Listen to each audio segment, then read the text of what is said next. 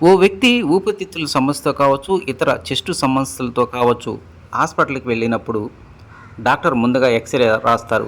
ఆ ఎక్స్‌రేలో వచ్చినటువంటి రిపోర్ట్‌ని బట్టి మందులు రాయటం జరుగుతూ ఉంటుంది. మీరు ఎయిమ్స్ హాస్పిటల్‌కి వెళ్ళినట్లయితే ఆ ఎక్స్‌రే ఖర్చు ఎంతో తెలుసా? అక్షరాల రూ. 30 మాత్రమే. ఇది నిజం. అవును. పేద మధ్యతరగతి ప్రజానీకానికి మరింత చేరువ కావాలనేటువంటి ఆలోచనతో కేంద్ర ప్రభుత్వం ఎంతో కీలకమైన నిర్ణయం తీసుకుంది. గత నెల నుంచి మంగళగిరి ఎయిమ్స్ హాస్పిటల్‌లో భారీ స్థాయిలో వైద్య సేవలకు సంబంధించిన ఖర్చులు బాగా తగ్గాయని చెప్పాలి.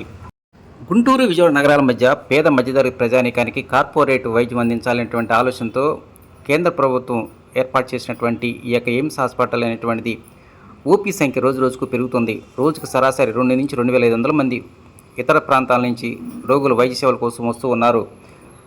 2019 మార్చి నెలలో అవుట్ పేషెంట్ బ్లాక్ ఏర్పాటు చేశారు. ఆ తర్వాత 2020లో ఇన్పేషెంట్ బ్లాక్ను ప్రారంభించారు. దాదాపు 285 ఎకరాల విస్తరణలో ఈ యొక్క ఎయిమ్స్ హాస్పిటల్ నిర్మాణం జరిగింది. అధికారుల కథనం ప్రకారం ఇప్పటివరకు 43 డిపార్ట్మెంట్లు ఈ ఎయిమ్స్ హాస్పిటల్లో పనిచేస్తూ ఉన్నాయి. General medicine, general surgery, ENT, అదేవిధంగా paediatric, nephrology, neurology, children, surgical, gastroenterology, surgical oncology, urology లాంటి కీలకమైనటువంటి 42 విభాగాలు ఇక్కడ పనిచేస్తూ ఉన్నాయి. ఈ మధ్య కాలంలోనే కార్డియాలజీ కూడా ఏర్పాటు చేశారు.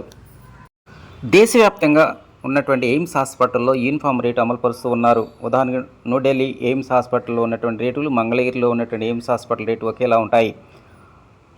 కొలెస్ట్రాల్, అదేవిధంగా కేటియాటిక్ పరీక్షలు కేవలం రూ. 25 మాత్రమే అందుబాటులో ఉంటున్నాయి. ఇక బాడీ సిటీ స్కాన్ రూ. 750 నుంచి 4,000 వరకు అమలుపరుస్తూ ఉన్నారు. ఎంఆర్ఐ స్కానింగ్ రూ. 3,000. ఇతర కార్పొరేట్ హాస్పిటల్తో పోల్చినప్పుడు మంగళగిరి ఎయిమ్స్ హాస్పిటల్లో రేట్లు పేద మధ్యతరగతి ప్రజానీకానికి అందుబాటులో ఉన్న నేపథ్యంలోనే ఈ హాస్పిటల్కు రోజు రోజుకు రోగుల సంఖ్య బాగా పెరుగుతుంది.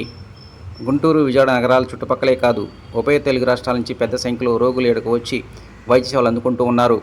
రోగులు పెరుగుతున్నారు, కానీ అదే సంఖ్యలో వైద్యుల సంఖ్య కూడా పెరగాల్సిన అవసరం ఉందంటున్నారు స్థానికులు.